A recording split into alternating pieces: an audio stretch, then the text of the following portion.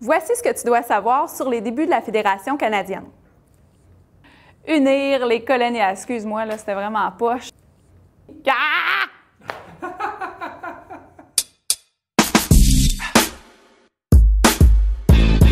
Le 1er juillet 1867 est une journée importante dans l'histoire puisque c'est la création du Canada.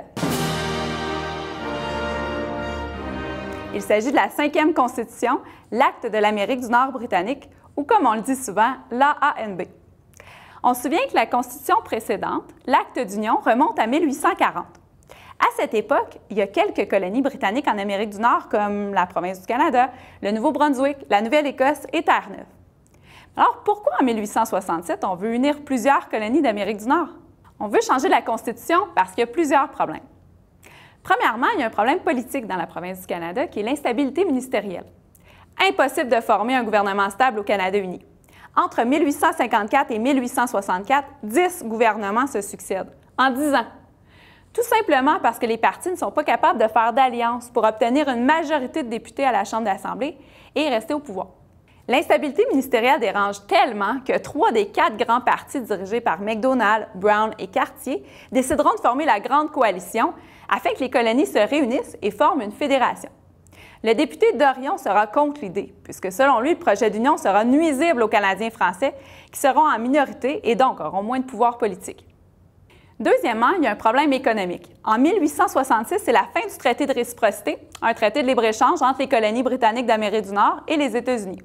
On doit donc se trouver un nouveau partenaire économique. La solution? Unir les colonies britanniques d'Amérique du Nord et créer un marché intérieur. On propose même la création d'un chemin de fer pour faciliter les échanges. Troisièmement, il y a un problème militaire. Avec la guerre de sécession qui fait rage aux États-Unis, les tensions étaient plus intenses à la frontière entre les colonies britanniques et les États-Unis.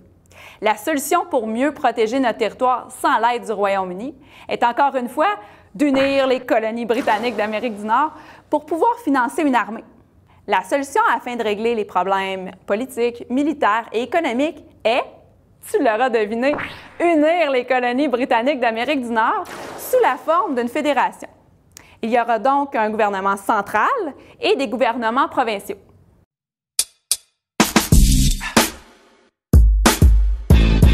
Quelles sont les étapes de la création du régime fédéral canadien?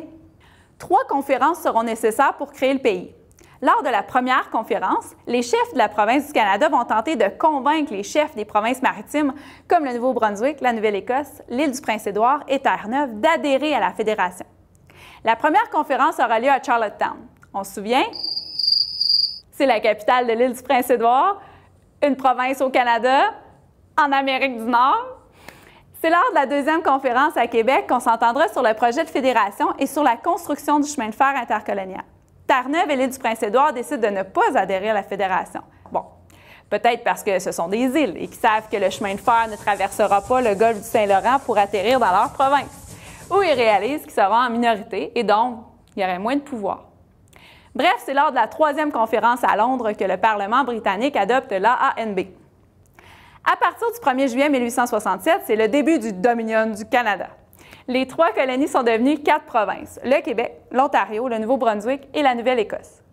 Le Dominion est responsable de ses affaires intérieures, mais ne peut pas encore gérer ses affaires extérieures. C'est ce qui expliquera la participation du Canada à des conflits comme la Première Guerre mondiale. Mais ça, c'est une autre histoire. Quelles sont les institutions politiques du Dominion du Canada?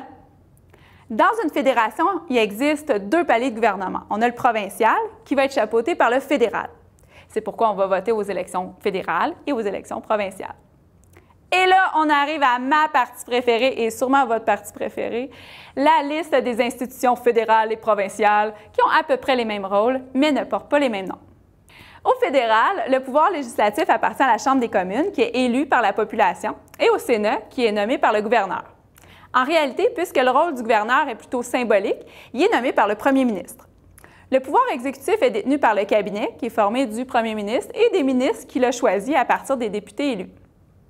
Au Québec, c'est l'Assemblée législative qui représente le peuple et l'autre chambre garde le nom de Conseil législatif. Le premier ministre et ses ministres siègent au Conseil exécutif. Le représentant de la reine est le lieutenant-gouverneur. Tu dois aussi savoir que les pouvoirs sont partagés. Le provincial s'occupe entre autres de l'éducation, de la santé, des richesses naturelles, des municipalités. Et le fédéral s'occupe de la banque, de la défense, de la monnaie, du commerce, du dossier des nations autochtones.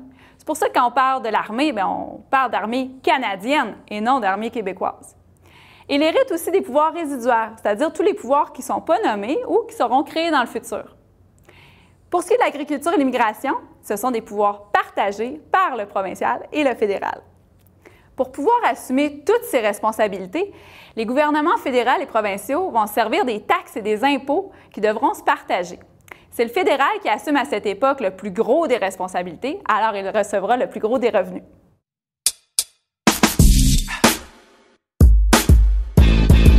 Mais qu'est-ce qui se passe après l'entrée en vigueur de l'AANB? Après l'adoption de l'AANB, le Canada va se développer. Afin de peupler l'Ouest, le gouvernement va acheter des territoires et créera les territoires du Nord-Ouest. Des nouvelles provinces s'ajouteront avec l'adhésion de la Colombie-Britannique et de l'île du Prince-Édouard, ainsi que la création du Manitoba. Mais la colonisation de nouveaux territoires entraînera des tensions avec les nations autochtones qui habitaient déjà le territoire et le gouvernement devra gérer cette situation. Voilà ce que tu devais savoir sur les débuts de la Fédération canadienne.